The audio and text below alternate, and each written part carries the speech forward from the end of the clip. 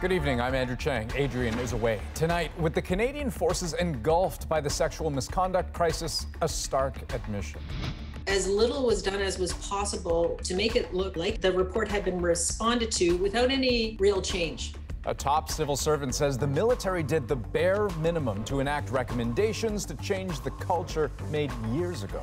I think it's time that we were just honest about that. Plus, an exclusive TV interview with Canada's acting top soldier. Why do you think that sexualized culture persists in the Canadian military? I don't know. Also tonight, CBC News investigates the big business of drumming up business online. It's a hack in the system. It's cheating. And in my opinion, it should be enforced by law. Inside the shady world of online reviews. Who's writing them, who's paying for them, and who's suffering the consequences? We're screaming at nothing. We need to be heard, and no one's listening to us. And are your allergies really bad this year? I have the eyes, I have earache, I have a sore throat, and I sneeze more. The extra challenge of managing symptoms during a pandemic. This is The National. Well, tonight, a rare admission that the government didn't do enough to protect soldiers from sexual misconduct in the military, even though it was given a clear blueprint laying out how to do that. This comes from the Defense Department's top civil servant, Deputy Minister Jody Thomas, in reference to a comprehensive report issued 6 years ago by retired Supreme Court Justice Marie Deschamps. Since then, the misconduct crisis has only grown. The last two chiefs of the defense staff both face allegations. So does the senior officer who led Canada's vaccination rollout. Tonight, we hear from Deputy Minister Thomas, as well as Canada's acting top soldier, from an interview they gave to CBC Radio's The Current. Ashley Burke takes us through it.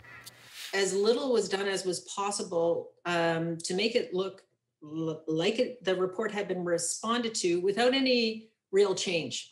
An admission from Canada's top defense bureaucrat that recommendations from the last report into sexual misconduct were not fully implemented. It was treated almost as a checklist, and I think it's time that we were just honest about that. 6 years ago, former Supreme Court Justice Marie Deschamps found a highly sexualized culture. The problem of sexual harassment and sexual assault in the armed forces is real.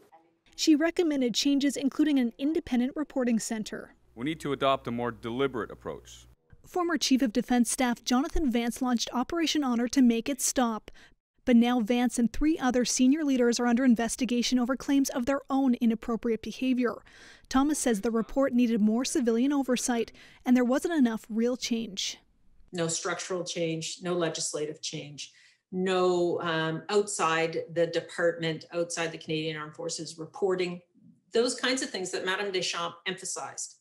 That stands in stark contrast to what the military told Parliament. From our perspective, we believe that we have achieved all those 10 recommendations. However, that is our opinion. The government has now commissioned another report. Canada's acting top soldier says it needs to be taken seriously. We absolutely have to embrace external recommendations and not be defensive about this. We need to own this. Why do you think that sexualized culture persists in the Canadian military? I don't know. Is it a question of power dynamics that we need a much better understanding of the use and the abuse of power? Is it the exclusionary aspects of parts of our culture that I've talked about before? I don't know. It's about power. I think it's about the abuse of authority. And I think that there are many officers, male officers and male leaders of all ranks in the Canadian Armed Forces who don't abuse their power. The Deputy Minister says the institution can be reformed. The next report into misconduct is expected to take at least a year.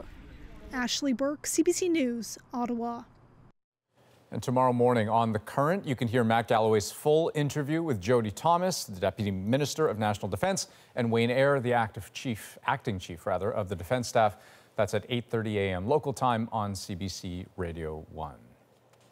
Well, the federal government says help is on the way for Manitoba as it fights its way through a brutal third wave of this pandemic. Take a look at the 7-day average of new COVID cases there. Higher now than it was in the second wave, and the curve is not yet bending. Today, the province reported another 353 cases.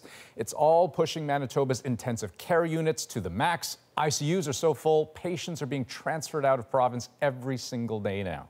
And as Karen Pauls explains, officials are planning for more. Manitoba's intensive care units are full, staff stretched. Already, at least 14 ICU patients with COVID-19 have been transferred to hospitals all over Ontario, some as far away as Ottawa and Windsor. The province will only take up to 20. What happens next is unclear. The first step for that to happen would be talking with the ministry. On Friday, public health officials said Manitoba is talking to Saskatchewan and North Dakota to see if they can help. We're just looking at what are the next contingency plans we need to prepare for.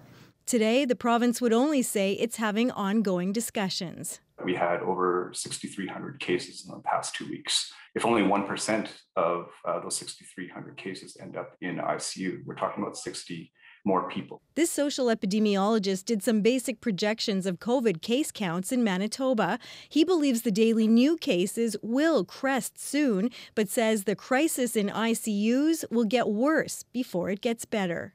I am worried about our incredibly high test positivity, our low testing numbers, and our low vaccine uptake in some areas of the province. It all means this long weekend, Manitobans are under restrictions. Activities like golf allowed only for household bubbles. It definitely feels weird taking IDs, trying to keep everybody apart as much as possible at a golf course, but we got to follow the rules just like everybody else. And there are calls to go even further. Tomorrow, a group of doctors will demand a stay-at-home order.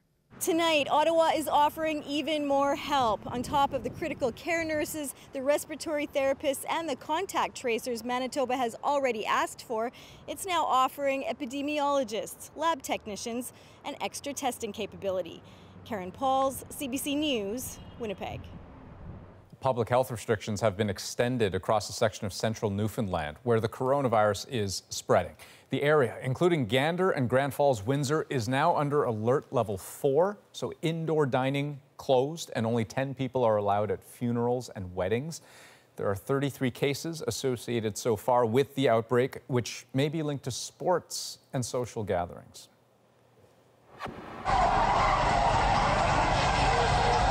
Hundreds of people defied COVID restrictions yesterday for a car rally in Pickering, Ontario, just outside of Toronto. The mayor there says the rally may even have started in Toronto before making its way over. To come into our communities with total disregard for public safety is unacceptable. One person was injured during a fight. Police say some tickets were handed out, but they didn't say how many. British Columbia RCMP made more arrests on Vancouver Island today in an ongoing effort to remove environmental protesters from campsites. On the southern part of the island, those protesters have set up multiple blockades to try and prevent logging at the Fairy Creek old growth forest. But as Briar Stewart shows us, the arrests don't mean the end of the conflict. First thing this morning, the RCMP moved in again to try and clear camps and blockades set up by protesters. A number of arrests were made.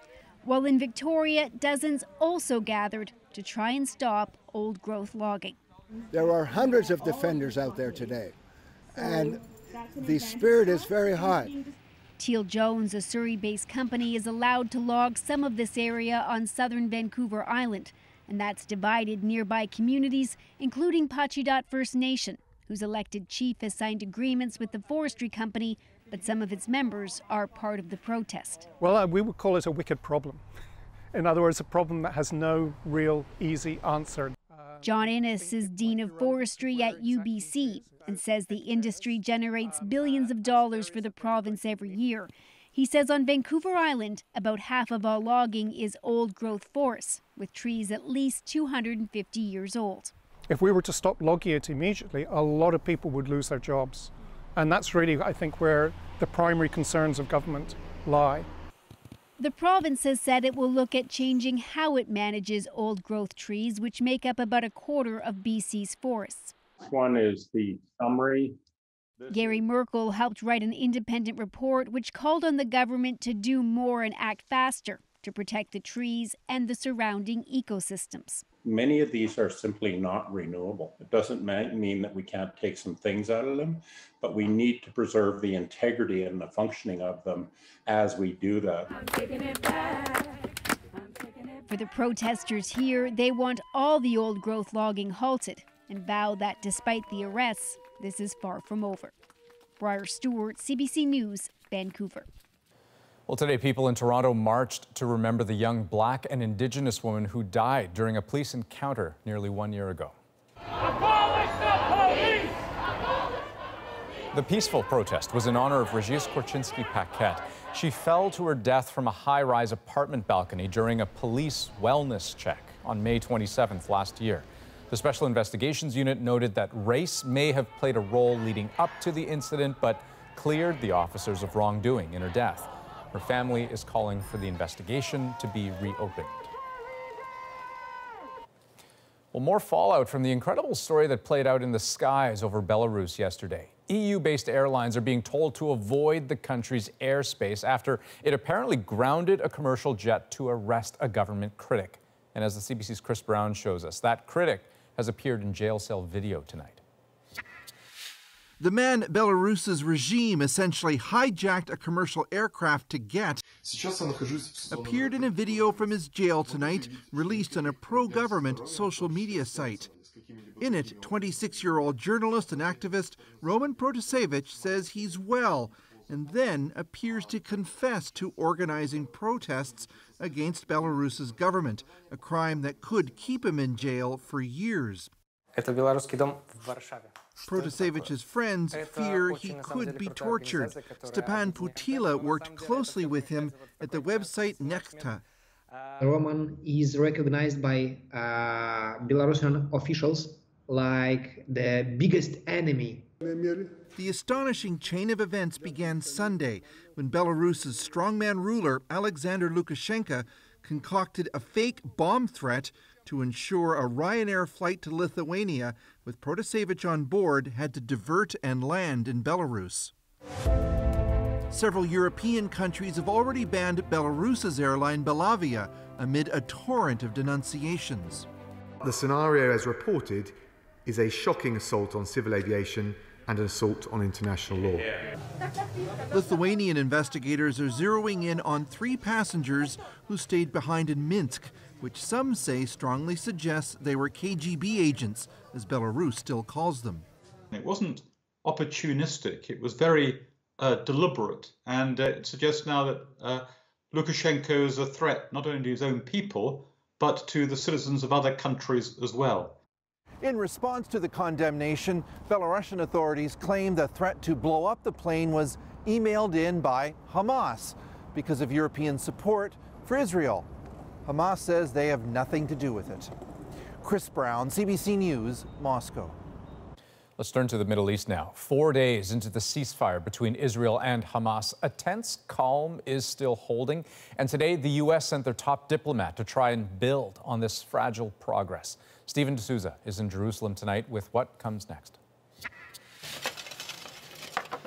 The cleanup continues in Gaza, even while many fear the ceasefire could collapse as easily as so many of the structures here. We have to keep living. We have to rebuild it again and again until one day maybe we can be free.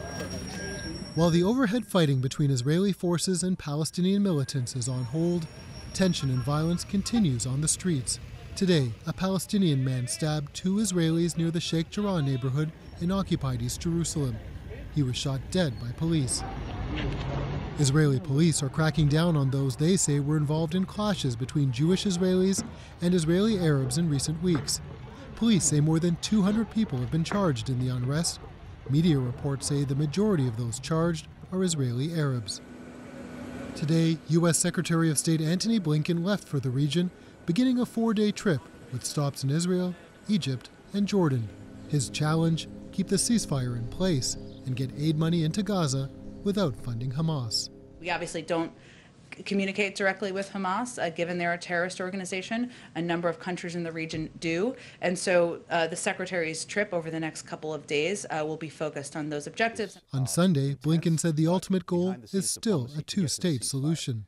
I think both sides are reminded that we have to find a way to break this cycle, because if we don't, it will repeat itself at great cost and at great human suffering on all sides.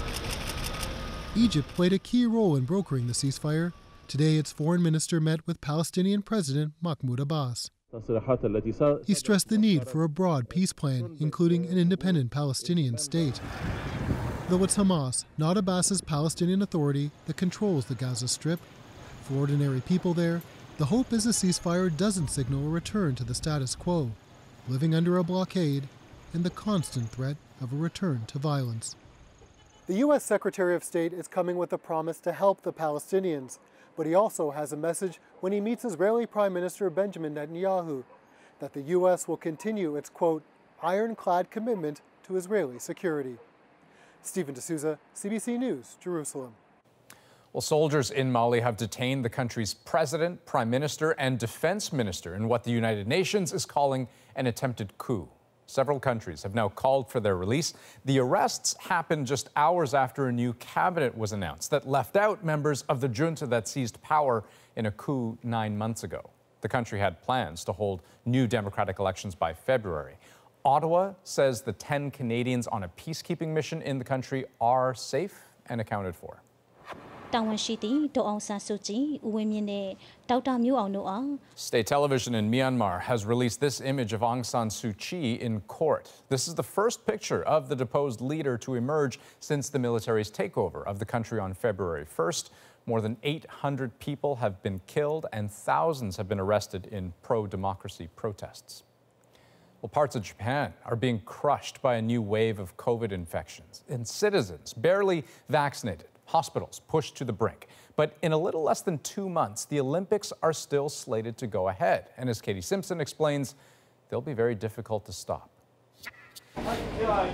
Japan's sluggish vaccine rollout may finally start to speed up with the opening of its first mass vaccination sites. And with it, a race to vaccinate all of the country's elderly, some 36 million people, by late July, as the Olympic Games get underway.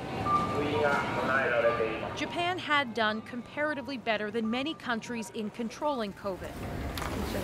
But as it struggles through a fourth wave, in the hardest hit city of Osaka, COVID hospital beds are nearly at capacity. While the region is home to roughly 7% of the country's population, nearly a third of this month's COVID deaths have taken place here. Simply put, this is a collapse of the medical system, says the director of a local university hospital. Still, the lead up to the Summer Games continues. I can say it's now clearer than ever that these games will be safe for everyone participating and, importantly, safe for the people of Japan. But pressure to postpone from the people of Japan, medical associations, and corporate leaders is growing. The backlash that we're seeing in Tokyo right now and across Japan really is unparalleled in the recent political history of the Olympic Games. Experts say the way Olympic contracts are written, the IOC has the most power in determining the fate of the Games. The Japanese, while the situation is quite dire domestically, don't really have much of a say as to whether or not the Games take place. And with billions of dollars on the line, there are financial pressures. The Summer Olympics are the International Olympic Committee's golden cash spigot, and they're hardly about to winch it shut over a pandemic. Another sign of how dire things are in Japan. Today, the U.S. State Department issued a new blunt warning to Americans. Do not travel to Japan due to COVID-19. Katie Simpson, CBC News, Washington. Well, a CBC News investigation examines the world of fake online reviews that can make or break a business. We're getting reviews with absurd names. Ahead on The National, we look at who is behind the misleading posts and the former tech insider who says Google needs to do more. It's a hack in the system. It's cheating. And in my opinion, it should be enforced by law. Why this season is especially tough for people with allergies. This year I have the eyes, I have earache, I have a sore throat, and I sneeze more. And as life inches closer to normal, Canadians shop for a fresh start and a fresh wardrobe. We can feel like ourselves again, feel human again, and really dress for that moment as well. Is it time to put away the sweats? We're back in 2.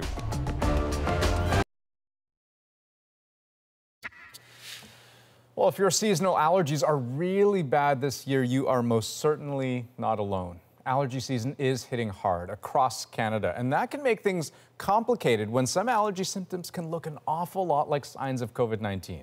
Matt Damour has that from Montreal, where the pollen shows no mercy. The signs of a rough allergy season are easy to spot in Montreal. A yellow dusting of pollen on all kinds of outdoor surfaces. And even if they can't see it, allergy sufferers sure feel it. This year I have the eyes, I have earache, I have a sore throat, and I sneeze more. Compared with this time last year, Montreal has seen the number of days with very high pollen levels increase nearly 7-fold. We haven't had a lot of rain, and we had a very early spring. So that can be and with very warm weather, and that was pretty much across Canada, it felt like, and that's going to definitely spur Mother Nature to start producing the pollen. Allergy season has hit many Canadian cities hard this year, including Toronto and Vancouver. Studies have shown that the season is starting earlier and lasting longer due to climate change. This allergy doctor says severe symptoms can be challenging when patients come for appointments during the pandemic. And they're asked at the door, well, do you have a runny nose or a cough? And they're like, yeah, have you looked outside? And it's very hard for people to know how to answer some of those COVID questions in the middle of seasonal allergies. And for allergy sufferers, there's the worry that symptoms might be COVID related. It's pretty natural for a first instinct right now, like anytime you get a runny nose or a tickle in your throat. But what if you have COVID and you think it's just allergies? This COVID survivor in Manitoba spent 2 weeks in the ICU, but at first... the symptoms that had shown up, I thought were just seasonal allergies, which I deal with every year. While there are some overlapping symptoms, experts say one of the most common COVID symptoms, a fever, shouldn't show up in allergies. So keep that in mind, allergy sufferers, and keep the tissues and the thermometer at the ready. Matt Damour, CBC News, Montreal. Well, we all know an online review can make all the difference when you're trying to decide on a purchase. But a CBC News investigation takes us inside the shady world of fake reviews. The environment is such that cheating, faking reviews is actually rewarded, and honest businesses actually suffer tremendously from it. Next, a glimpse inside the black market of Google reviews and the Canadian businesses that say they're being unfairly targeted. And after more than a year of dressing for comfort, we'll show you what Canadians are buying for their post-pandemic wardrobe.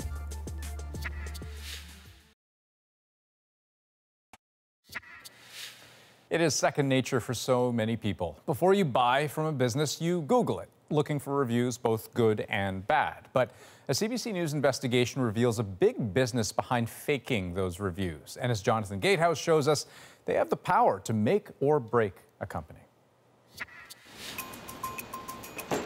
Chris Pereira runs a Winnipeg moving company, a physical hands-on job.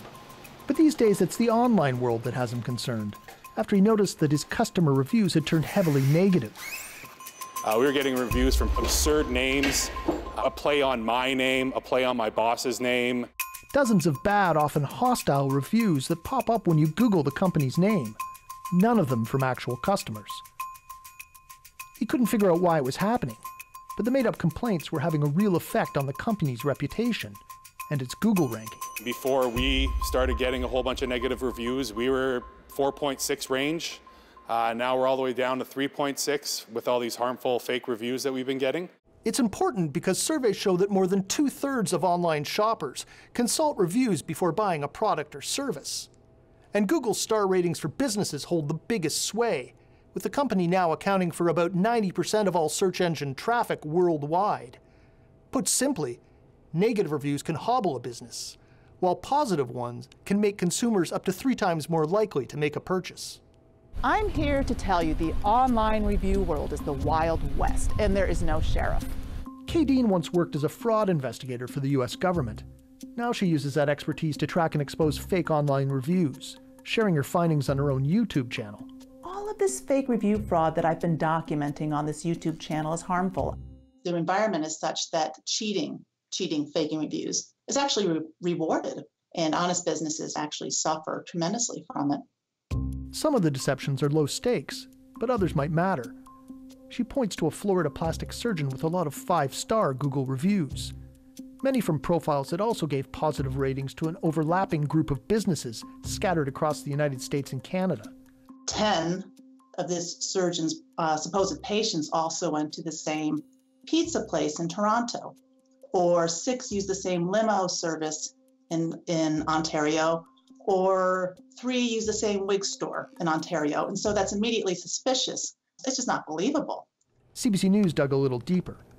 In the case of the Toronto area wig store, every 5-star review posted over the past 6 months came from these linked profiles, including testimonials claiming to be from cancer patients who had lost their hair during chemotherapy. One supposed cancer patient used an image of a dead American civil rights icon. Another, a photo of a Chicago woman who tells CBC News that she's not a customer, has never even been to Toronto, and isn't ill. It's my belief that the profiles are just fake and that the photos are just lifted off the internet. Dean has uncovered multiple Facebook groups where fake Google reviews, both positive and negative, are openly bought and sold, made to order with names and details to sound authentic. Case in point, a service in Bangladesh that takes orders from all over the world. The Bangladeshi review broker was providing the texts of the fake reviews that he wanted the individual Bangladeshi review providers, people just making a little money, in this case 83 cents, to provide for the businesses. So it was all open and flagrant.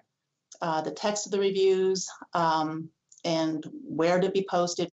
By tracing reviews from that one Toronto wig store, CBC News uncovered a web of 3,574 fake reviews left by 208 accounts for 1,279 different businesses. In fact, fake reviews have become an industry. For a fee, services will make sure your business has a steady stream of impressive reviews. And all those negative ones? Well, those fix-it firms will help with that too. Pay them and they'll make them go away.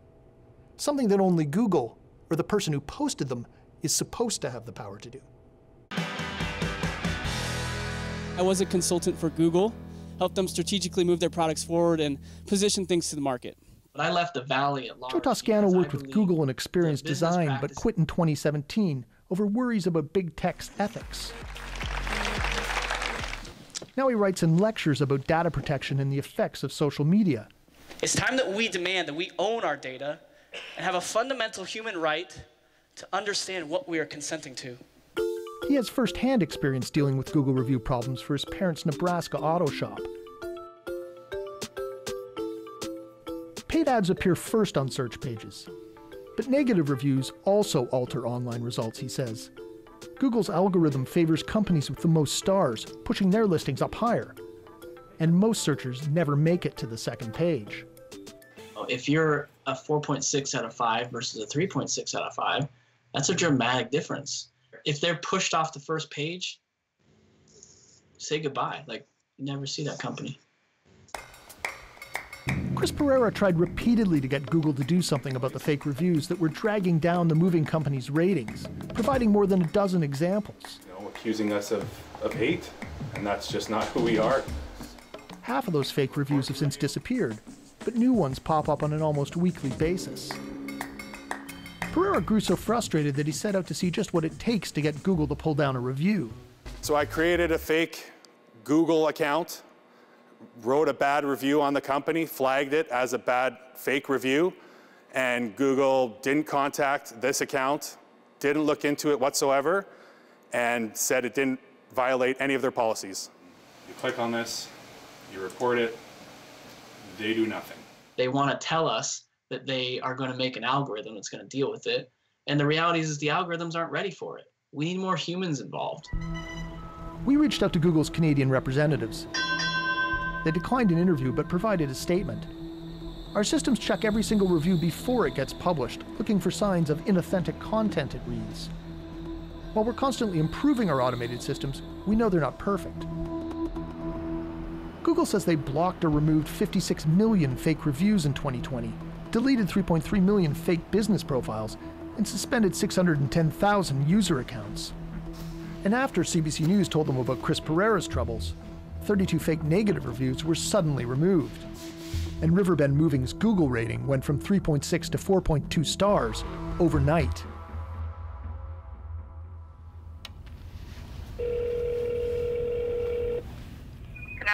We also spoke to the owner of the Toronto area wig store about their fake Google testimonials, a problem so widespread that CBC News has decided not to single out the firm. She admitted to having hired a search engine optimization company to boost her results, an expensive but necessary investment, she argues, to help keep her small business afloat during COVID-19 shutdowns. SEO companies are supposed to help you. Yeah. But you pay them. Do you know how much SEO companies make on a monthly basis? You can pay them up to $8,000 a month. Wow. That's a lot of money. Joe Toscano says it's time for governments and the courts to step up and hold big tech accountable. It's a hack in the system. It's cheating. And in my opinion, it should be enforced by law. But if that doesn't happen, Kay Dean has a different solution for Google and other sites full of fake reviews. So I would say, actually, if you can't police it and do it well, get out of the review business. Meanwhile, small businesses like the one Chris Pereira manages end up stuck in the middle. We're screaming at nothing. We need to be heard, and no one's listening to us. Something to keep in mind the next time you consider an online review before spending your money. Jonathan Gatehouse, CBC News, Toronto. Well, it goes without saying we're all eager to see life return to normal post-pandemic, but in at least one way, easier said than done. It certainly won't be like flipping a switch and people will go back to the life that they knew. Ahead tonight, why the end of physical distancing could be a tricky transition for many. And Russia's hesitancy problem. No shortage of vaccines, so why is trust in short supply? But first, an update on this couple and their viral video. So just to recap here, Erica and Troy Campbell were on their way to an Ontario hospital where she had planned to give birth when things ramped up a little too quickly. I gotta push. You gotta push? What do you mean you gotta push? So with the guidance of a 911 operator and their midwife on the phone, Troy pulled over, and within minutes, baby Nova Marie was born. Baby's out, baby's out, baby's out, baby's with mommy. Is the baby crying? Wipe its mouth. Yes, thank God. And now, a gift from the company that owns the toll road where all of this drama happened.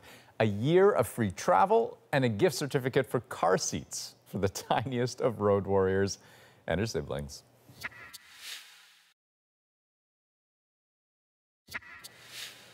Welcome back. Early in the race for a coronavirus vaccine, Russia was quick to announce that it had created one of the world's first. But despite that speed, Russians have been slow to get their shots. The country's vaccination rate is among the worst of any developed nation. Chris Brown takes a closer look at the country's deadly reluctance. Russians aren't getting vaccinated for COVID-19, so the Putin government is taking the vaccine to them. We've come to Dacha, or cottage country, outside of Moscow, along with a mobile vaccination clinic. Teams are visiting hundreds of small Russian communities to make it as easy as possible for everyone in this vast country to get vaccinated. Reluctantly, 79-year-old Luba Denisova rolled up her sleeve.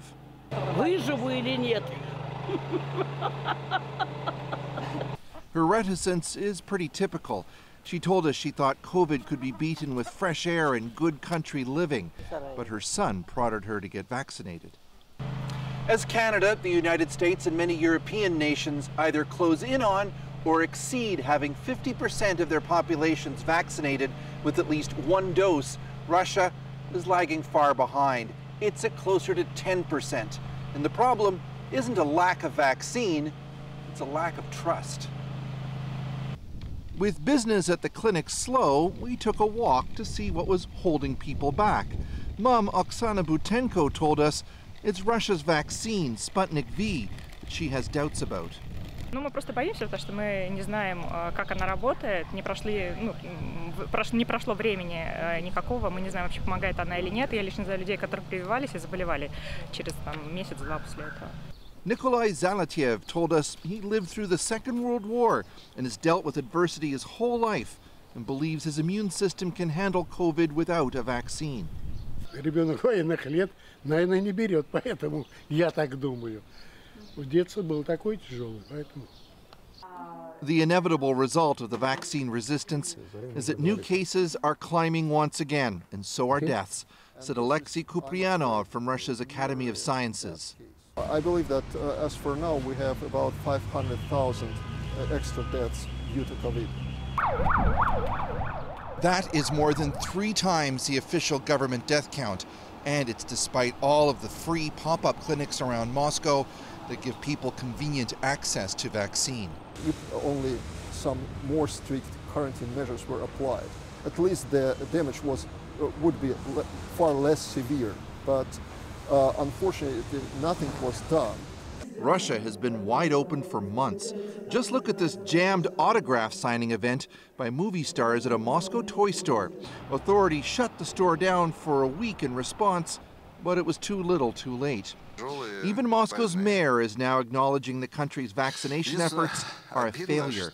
In a strikingly candid plea, Sergei Sobyanin implored Russians to change their behavior. Процент привитых в Москве меньше, чем в любом европейском городе. Продолжаем болеть, продолжают умирать люди. При этом не хотят прививаться. Novaya Gazeta, one of Russia's few independent news sources, penned a powerful editorial placing the blame squarely on President Vladimir Putin's government. In a closed, censored, corrupt society, citizens do not expect anything good from the state, and the vaccine is no exception, it said. Putin's own behavior has been bizarre. Our vaccines are simple and as secure as a Kalashnikov assault rifle, he tried to assure Russians last week, and yet he refused to be photographed getting vaccinated, nor would he even say what vaccine he took. We watched the traffic at the mobile clinic for 5 hours. Just 7 people in the village of more than 500 showed up, said Dr. Elena Kolmakova, a big disappointment. Я думаю, недостаточно информативности, это причина большая. Ну и короткий период, вот эти испытания, отведенные на вакцинацию. Народ думает, что еще недостаточно изучено, недостаточно исследовано, и поэтому опасаются в какой-то мере.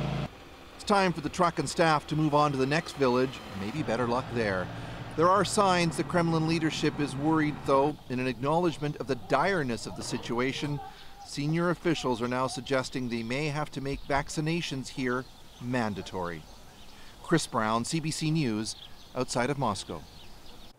Well, across the country, Canadians are crossing their fingers for a more social summer, and that might mean a little update is in order. Where we can feel like ourselves again, feel human again, and really dress for that moment as well. Next, why the clothes you're shopping for is the new sign of the times.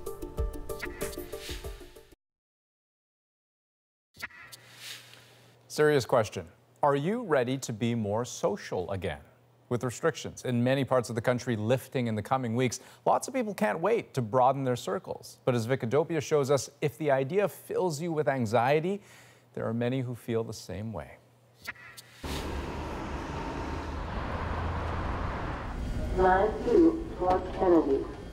The pandemic has put more space between us. Now, with the end of physical distancing on the horizon, the idea of plunging back into a crowded world for some is unimaginable. You're just standing there next to a person, and I think I can't do that. Sonia McDonald lost her food industry job during the pandemic. She says even if most people are vaccinated, she can't help but worry about getting back to work.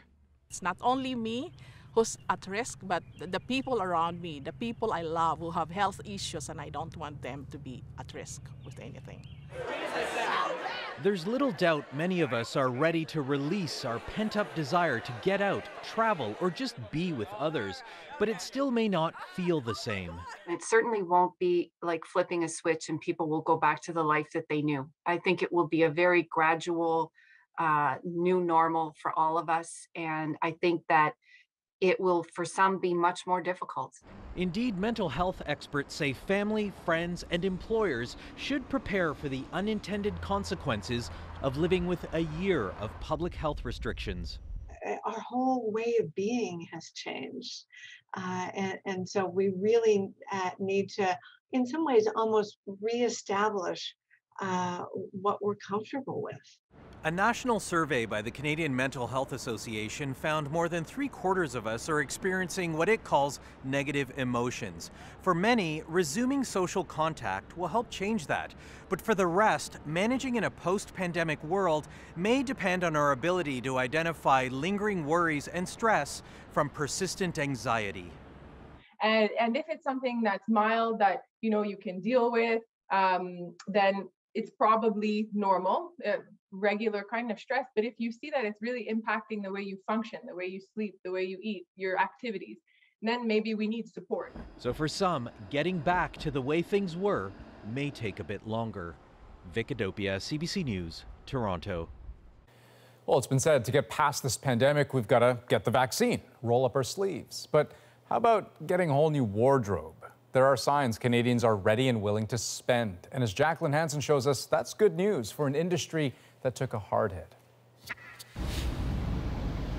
Sweats are still front and center for Canadian clothing store Aritzia, but shoppers are starting to take their pandemic favorites up a notch. It's easily paired with our blazer to elevate this casual outfit without sacrificing our beloved comfort factor.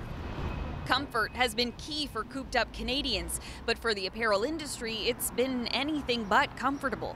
The past year has been the most challenging in our history. This nice elastic band. While some retailers went all in on stretchy fabrics and e-commerce, the pandemic was the tipping point that sent others into creditor protection. But spring clothing sales suggest Canadians are getting ready to be social again and in style. I think any chance we get to socialize will become an event, and those events will lead to opportunities. Industry data shows the top 5 selling fashion items in March included jeans and non-sports bras. And 65% of Canadians surveyed plan to buy new clothes as more COVID restrictions lift, with a quarter of the 18 to 34 age group planning to wear only new clothes. That tells us that they want this refresh, this newness in their life. The shopping shift is already in full swing in the U.S., where more people are fully vaccinated and life is getting back to normal. Where we can feel like ourselves again, feel human again, and really dress for that moment as well. In New York, Canadian GQ style writer Young-Yi Go thinks men may even be ready to trade their gray sweatpants for bright colors, loud patterns, and flowy fabrics. My hope is that people are going to try to be a little bit more expressive and bold in the choices they're making with their clothing. One of the fastest growing categories of clothing in the U.S. recently is swimsuits. They're looking to escape, so travel's a big thing. These are our boyfriend zip-up hoodies. Still, don't expect some of the comfy pandemic staples to go away anytime soon. Jacqueline Hansen, CBC News, Toronto. Well, near northern BC's Nechako River, a hiker stopped in her tracks over this. Pretty weird, right? Well, wait till you find out what it is.